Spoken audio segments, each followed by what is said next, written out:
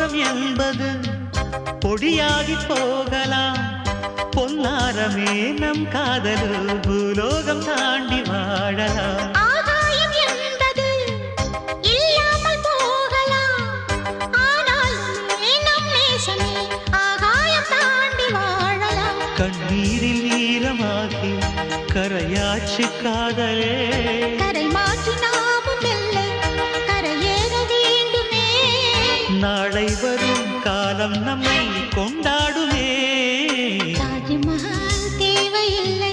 அன்னமே அன்னமே காடுமலை நதிகள் எல்லாம்